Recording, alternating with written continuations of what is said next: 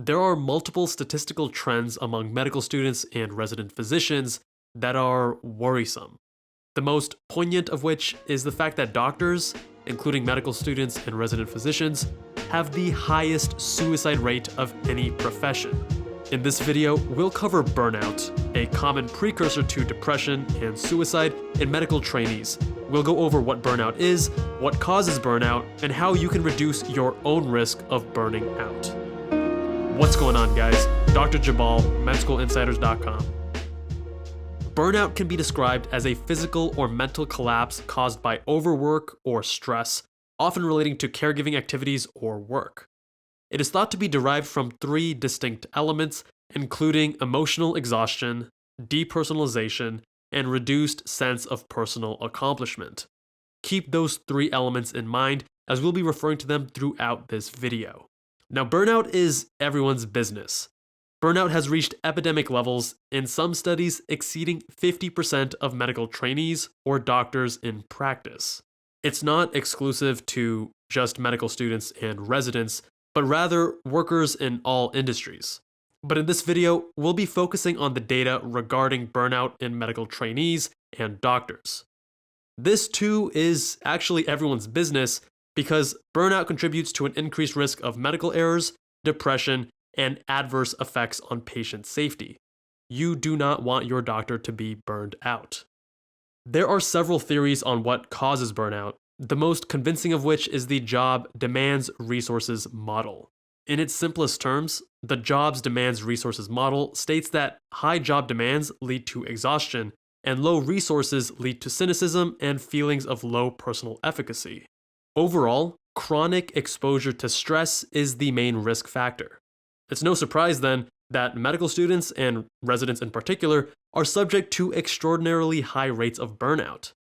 It's common for medical trainees to be deprived of sleep, have a high workload, relatively low salaries, and several responsibilities in their workplace.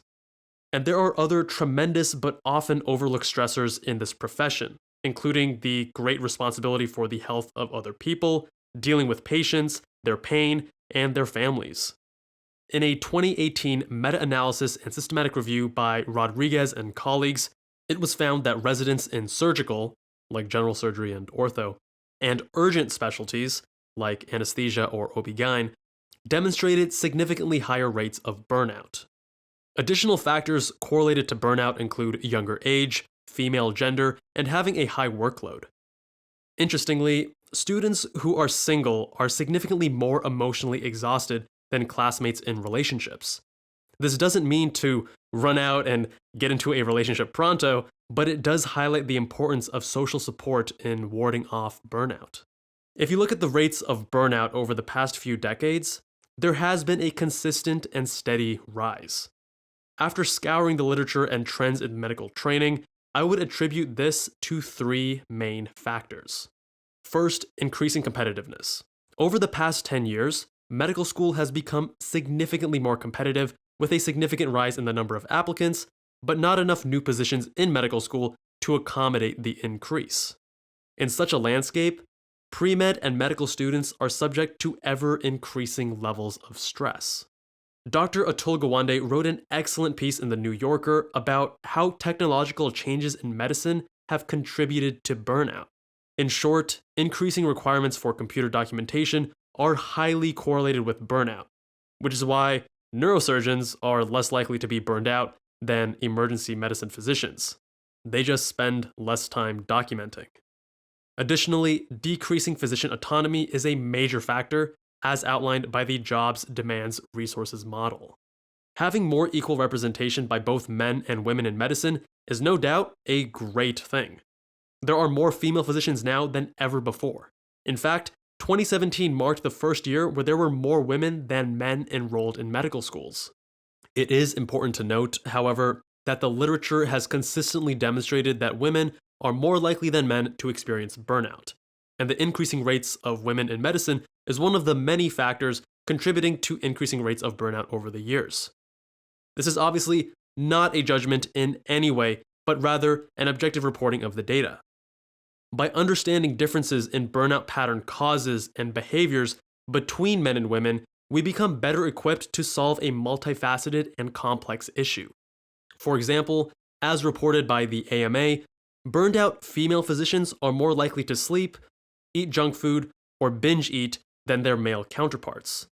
The 2018 Medscape Physician Burnout and Depression Report noted that women rank family and romantic relationships as top factors contributing to burnout, whereas for men, finances was number one.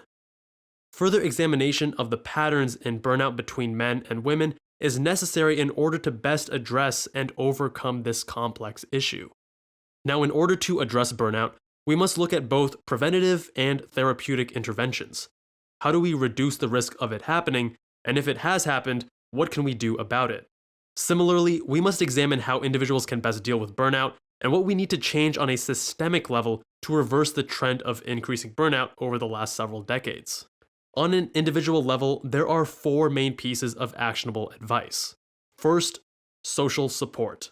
The most consistent finding throughout the scientific literature is that social support reduces burnout. Women seem to be better at this, seeking professional help for burnout on average 31% of the time compared to men at 24%. My advice to you is twofold. First, seek professional help if you believe you are burned out, depressed, or suicidal. Second, seek the support from your friends, family, and colleagues. I advise doing a shared activity where you can speak at ease and with relative privacy, such as during a hike, a relaxed sport, or grabbing a meal or coffee. Second, sleep. Sleep duration is negatively correlated with burnout, meaning the more you sleep, the less likely you are to be burned out. Unfortunately, if you are burned out, your sleep quality is likely to suffer.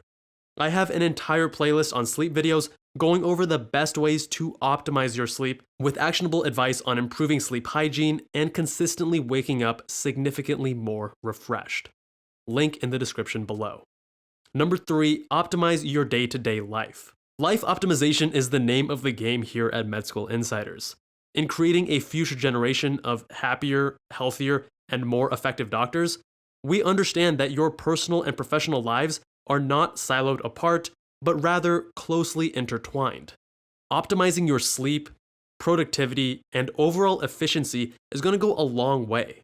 However, there are frequently overlooked aspects that deserve highlight. First, shorten your commute. When I was in plastic surgery residency, I paid a premium to live near the hospital. This reduced my commute drastically and also allowed me to cycle to and from work.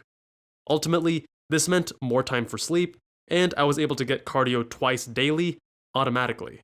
Other ways that you can buy yourself more time include ordering takeout rather than cooking for yourself, getting a house cleaning service, or using ride-sharing services like Uber or Lyft rather than driving.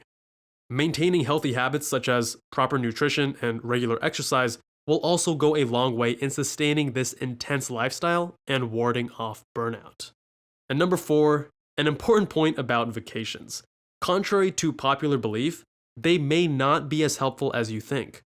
The reduction in burnout symptoms is short-lived, lasting on average less than 3 weeks.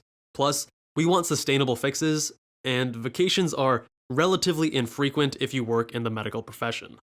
Now onto the systemic causes. Ultimately, burnout is more of a systemic issue than a personal issue.